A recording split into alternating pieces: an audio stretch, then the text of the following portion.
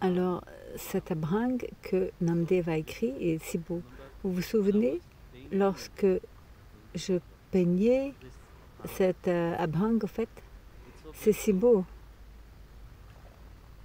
Vous voyez cette relation entre Bhagavan et le Bhakta. Hier, nous parlions. C'est une relation unique. Cette unicité de relation, le bhajang que l'on chante,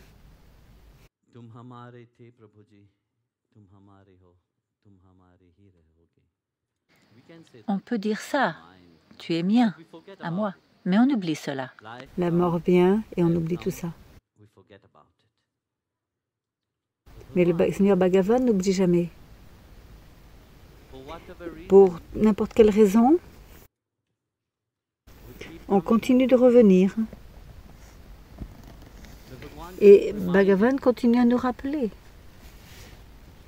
On continue d'oublier. On a l'Alzheimer. Vous savez, c'est de nos jours, on a déjà pris cet état d'Alzheimer depuis plusieurs vies. Et le Seigneur Bhagavan est si patient, il continue de nous rappeler toujours cette relation avec nous. Et patiemment, on oublie.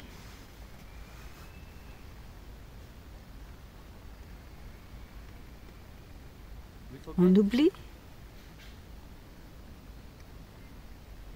l'amour que l'on reçoit très rapidement. Et quand on a de la haine, on s'en souvient tout le temps. Pas dans une seule vie, mais on continue de se le souvenir depuis plusieurs vies. Et ça nous rattrape. Et tout ce que de mal vous avez fait, vous l'entretenez. Rien ne change. Mais par la grâce du Sadguru, il vient pour nous rappeler, comme un rappel, qu'est-ce qui est le plus important. Cette belle histoire de Namdev et du Seigneur Vital est une relation très profonde. Et vous pouvez voir, ici Namdev Ji Maharaj dit, Bhagavan, s'il te plaît, prends ce lait et bois.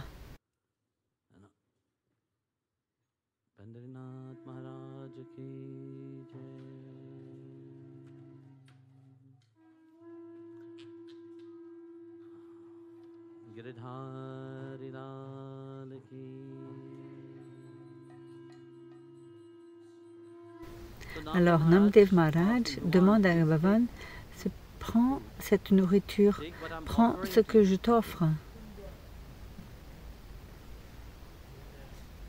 Et Bhagavan, il attend Namdev pour manger.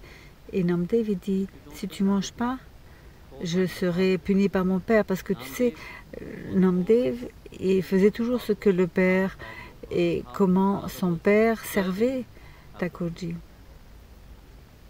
Et il a vu qu'il offrait de la nourriture. Et dans le mental d'un enfant, il pense que c'est comme ça. Alors Bhagavan a vraiment pris la nourriture et l'a mangée. C'est le reste que nous recevons comme prasad. Un jour, le père de Namdev est parti et il a dit à Namdev, fais la puja, tu fais l'offrande. Et Namdev ne savait pas comment chanter des mantras ou faire. Alors il s'est assis là-bas et il se souvenait comment son père faisait les prières. De cette façon, il a offert du lait et de la nourriture à Bhagavan Vital. Toute la journée, il n'a pas mangé parce que Bhagavan n'a pas mangé. Il a attendu que Bhagavan mange d'abord et qu'il aurait du prasad. Bhagavan n'a pas mangé toute la journée. La nuit arrive. Bhagavan n'est toujours pas venu manger. Namdev était soucieux. Il dit peut-être que j'ai fait quelque chose de pas bien.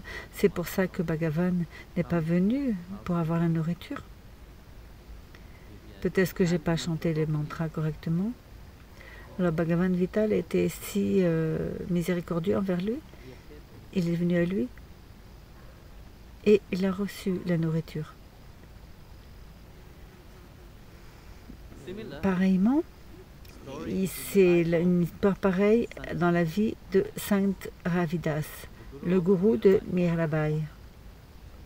Ravidas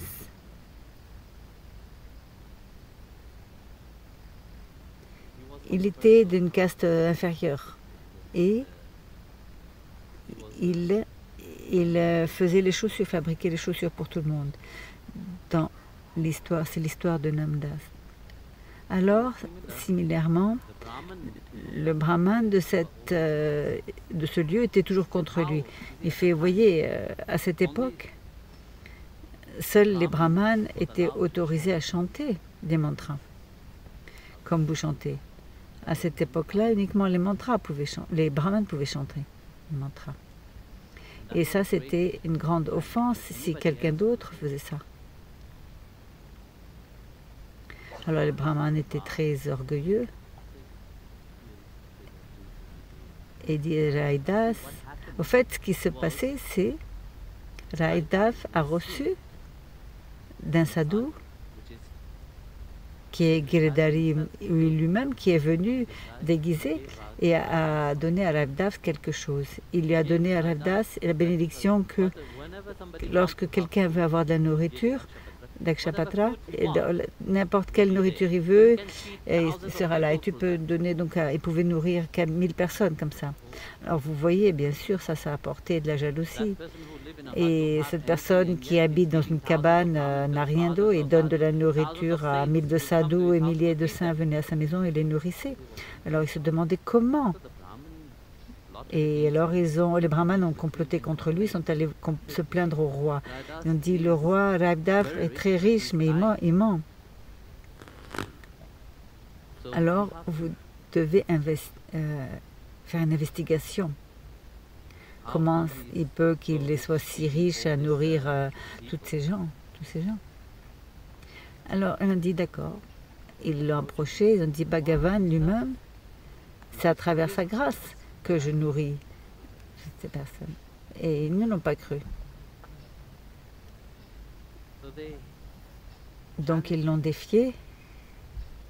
On dit comment se peut-il que Bhagavan peut venir à toi, une personne seule comme toi, qui travaille avec ses peaux d'animaux, il ne vient pas à nous, des brahmanes, qui chantent des beaux mantras, on connaît tous les grands mantras. Alors Saint Ravidas, il a dit, ça c'est son affaire, ça ne me regarde pas, je ne sais pas pourquoi il est venu à moi. Alors Saint Ravidas, les brahmanes ont dit à Saint Ravidas, on verra à qui Bhagavan va prendre le prasad, de qui il va accepter. Alors les brahmanes s'étaient assemblés ensemble, ils chantaient tous les mantras. Purusha Sukta, c'est tous les mantras l'un après l'autre. Toute la nuit est passée. Le saligramme n'avait rien fait. C'était toujours là. Saint Ravidas, lorsqu'il a commencé à chanter, il dit Bhagavan, je ne connais rien, je ne connais pas de mantra, je ne connais pas de sukta, mais rien.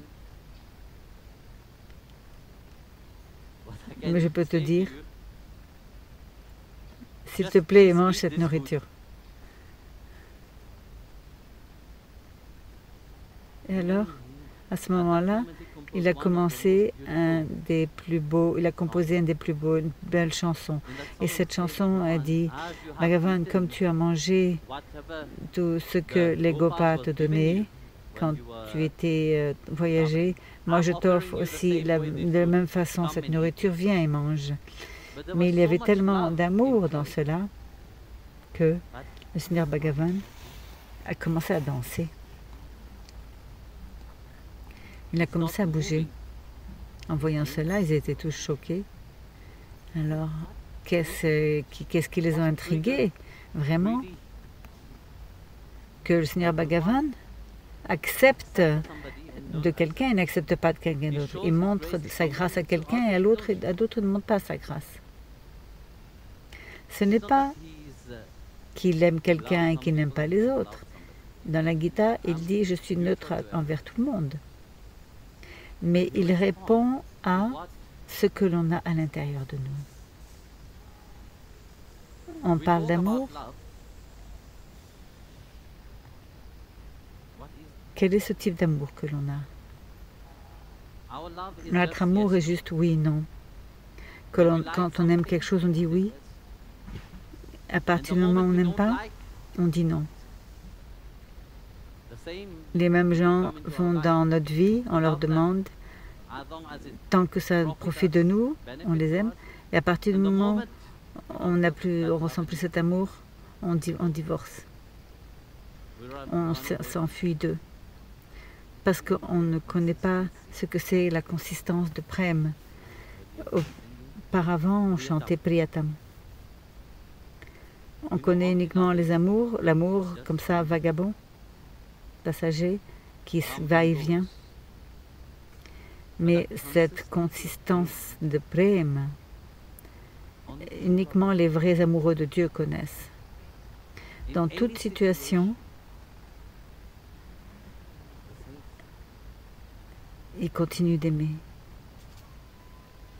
Et ils n'aiment pas de façon sélective. Ils aiment simplement. Ils aiment de façon inconditionnelle. Ils ne voient pas cette personne et une caste inférieure, Shudra, celui-là est Vaishya, celui-là est Brahman. Non, ils aiment tout simplement. Ils ne voient pas celui-là et quelqu'un qui a fait des erreurs, des péchés. Celui-là est une grande personnalité, celui-là est riche, celui-là est beau. Non, ils ont tout simplement de l'amour. C'est comme ça que Bhagavan est. Il répond à ceux qui ont l'amour ultime à l'intérieur d'eux. Et le gourou continue de rappeler tout ça.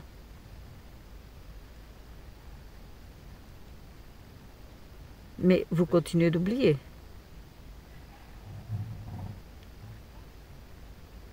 Quelqu'un qui est allé voir un saint et dit « Guru Maharaj, j'aimerais continuer de garder, de me souvenir ce que je fais.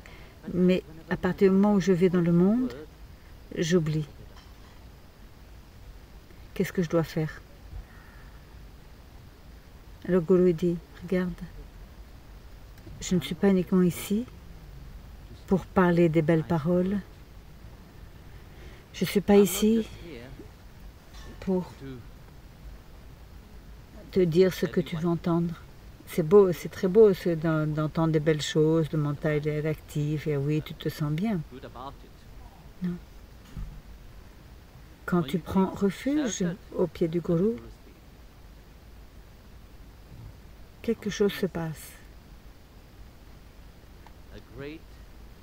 Une grande opération se passe, une grande chirurgie se produit. Et dans cette chirurgie, lorsqu'elle se passe, ça ne sera pas de la façon dont vous attendez que ce soit. Ce sera complètement différent.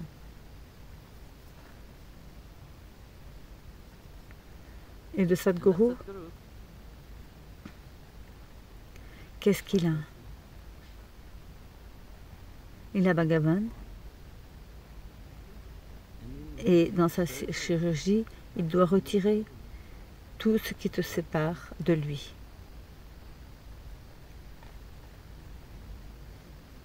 De façon que tu puisses boire cette ambroisie que lui-même a bu.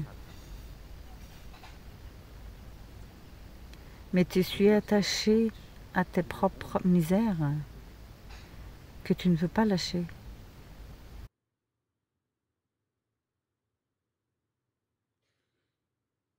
Des fois, le fait de gronder, le fait que le Sadguru gronde, c'est une grande bénédiction. Parce qu'en dehors de quelque chose de ça, un saint peut être né. Des belles paroles ne va pas apporter un saint. Vous voulez tous des belles paroles? Rien ne va en sortir. Parce que le mental n'est pas défié. Et le mental ne va pas changer. Le mental change uniquement lorsqu'il y a des défis. Sinon, ça devient un légume. Rien ne bouge et rien ne change. Alors, comment tu vas arriver à ta destination sans bouger? Tu ne peux pas arriver dans ta destination si tu ne bouges pas. Alors, c'est ce que le Sadhguru fait. Il fait une telle chirurgie d'une façon si méticuleuse que souvent tu ne perçois pas. On parle de Sant Ravidas. De façon similaire, ça arrive à Sant Ravidas. Dans sa vie, avant qu'il soit né à Sant Ravidas, il était un très grand dévot de Ramananda Swami. Vous voyez, Ramananda Swami était un si grand dévot quelle chirurgie il a fait à ses grands saints, que tous ses disciples sont devenus des grands saints. Ravidas, Kabir, Tulsidas. Ça doit être un grand chirurgien. Mais ce n'est pas uniquement lui. C'est aussi la réceptivité du disciple, l'abandon du disciple. Alors, il a eu ce dévot qui allait autour avec les adhikaris et prenait de la nourriture pour l'ashram. Et Saint Ravidas, à cette époque, vous voyez, comme j'ai dit, à cette époque, c'est très orienté envers les castes, système. Ramananda aussi, il était très orienté sur les castes, il était très strict, il était brahman. Qui c'est qui a brisé son système de caste? C'était Kabir Dev. Mais il a dit à ses disciples, va et demande aux adhikaris, mais ne prends pas de nourriture, de rien d'autre. Tu dois prendre uniquement des brahmanes. Alors, il y avait, comment on dit, un shopkeeper? Oui, un gardien, une boutique. Garde une boutique et voulait toujours donner de la nourriture à celui qui vient récolter, donc la mendier pour la nourriture, l'aumône, c'est qui vient récolter l'aumône pour l'ashram. Et il dit, il voulait toujours, mais à chaque fois qu'il passait par sa boutique, il partait, parce qu'il n'était pas brahman. Alors il se trouve qu'un jour, ce dévot particulier de Ramananda demandait de l'aumône et il levait de façon très forte. Alors il est allé sous cette boutique pour s'abriter. Et comme la pluie ne s'arrêtait pas, il est resté là, debout. Et cette fois-ci, il ne pouvait pas aller à l'ashram sans aucune nourriture. Donc le gars de la boutique, il a dit, ça c'est une opportunité. Il a dit, maintenant tu dois te prendre ma nourriture que je t'offre. Tu ne veux pas retourner à l'ashram les mains vides, qu'est-ce qu'ils vont manger? Il a fait d'accord. Prends cette nourriture et prends la nourriture. Donc il a pris la nourriture du gars de la boutique et il retourne à l'ashram, la nourriture était cuite et le prasad était offert à Bhagavan. Donc Ramananda était ainsi au niveau qu'il pouvait percevoir Bhagavan. Bhagavan venait et apprenait le prasad lorsqu'il l'offrait.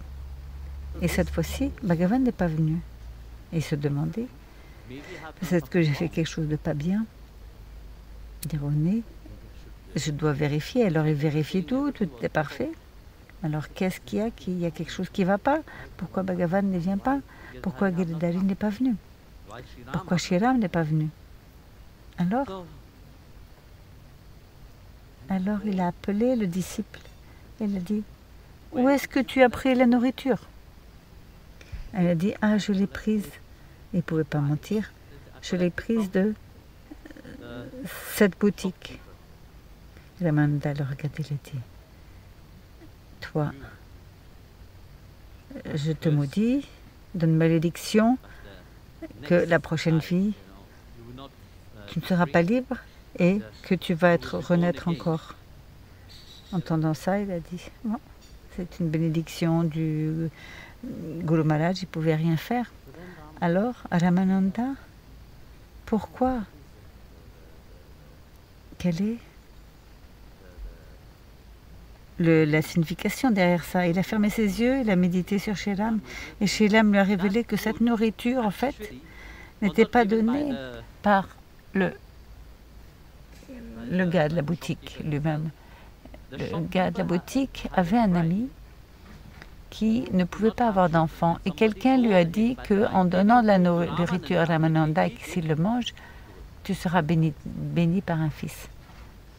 Alors il a vu ça, il a dit, ah d'accord, ça c'est, comment dire, l'histoire de Bhagavan. Alors ne t'inquiète pas, tu vas être né encore dans cette famille elle-même. Cette nuit elle-même, le disciple quitte son corps. Et éventuellement, cette personne qui a donné la nourriture, pas le gars de la boutique, sa femme est devenue enceinte. Et après quelque temps, un fils est né. Et la chose particulière, c'est que cet enfant, lorsqu'il est né, il ne buvait pas de la mère. Après 3 jours, tout le monde était soucieux. Qu'est-ce qui va se passer à l'enfant? Il refuse de manger le lait de la mère. Et l'enfant va mourir. Donc Ramananda est sorti et il a changé son chemin parce qu'il savait que son disciple était rené à nouveau. Donc il est venu dans la maison et Ramananda est venu à la maison de cette personne. Et lorsqu'il est venu, il a dit... il était si content, il l'a accueilli, Ramanandaji. Et ils ont dit, on a l'enfant et l'enfant ne veut pas manger. Bien sûr, il ne boira pas.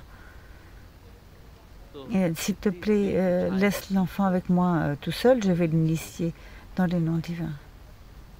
Donc ils sont sortis, Ramananda était avec le bébé, qui s'est appelé donc Raivdas. Il l'a amené, il l'a appelé Raivdas.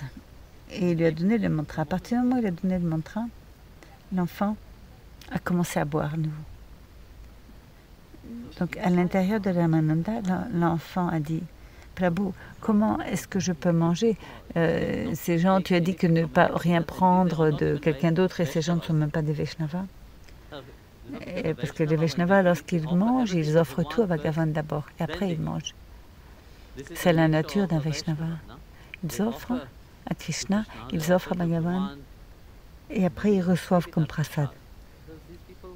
Et ces gens, regarde ce qui m'est arrivé à moi. J'ai mendié à un gars de boutique et je suis née à nouveau. Donc qu'est-ce qui va se passer si je commence à boire le lait de cette femme? Donc s'il te plaît, bénis-les et fais-les des Vaishnavas. Donc Ramananda ressort, bénit les parents, donne le nom de la Diksha, le mantra Diksha, et il les transforme en Vaishnava. Et à partir de là, Ravidas a commencé à boire.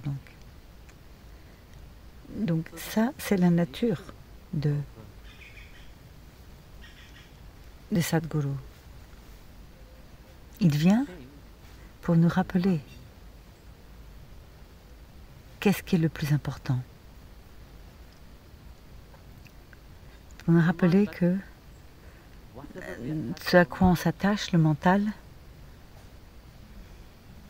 si ce n'est pas permanent, tu vas souffrir.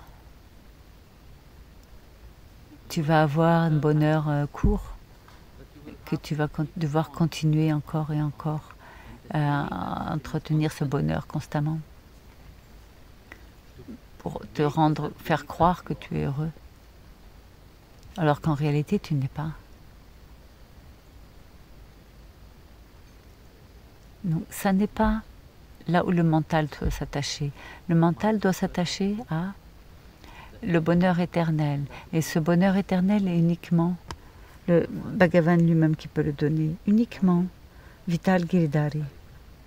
Et personne d'autre ne peut te donner tel bonheur. Et si tu essaies de trouver ce bonheur dans les gens, tu vas souffrir. Tu es supposé souffrir et tu seras malheureux. Alors, laisse ton mental s'attacher à lui. Lorsque le mental s'attache à lui, le mental est transformé. Et Saint Ravidas, et le mental de notre Ravidas était transformé. Il pouvait se souvenir de tout, de ses vies passées. Il ne vous fallait pas faire les mêmes erreurs encore. Combien de fois vous allez faire les mêmes erreurs? Pour lui, Bhagavan, Giridhari devient la chose la plus importante. C'est pour ça que les brahmanes étaient très fâchés envers lui, parce qu'il chantait constamment les noms de Sri Hari. Mais comment est-ce que tu oses chanter les noms? Tu n'es même pas un brahmane. Alors il leur a ri. Il dit: de quoi tu parles, brahmane?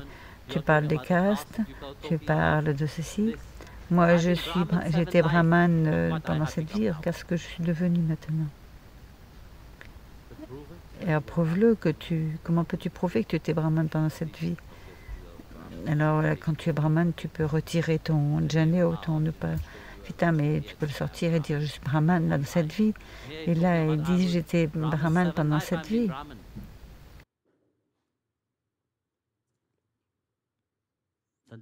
Alors, Saint Ravidas, d'accord? Vous voulez voir?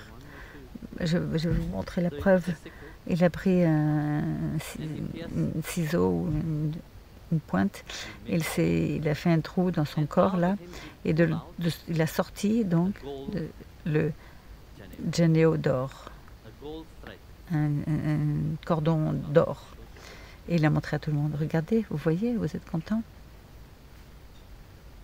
Vous voyez? C'est ce que j'ai dit.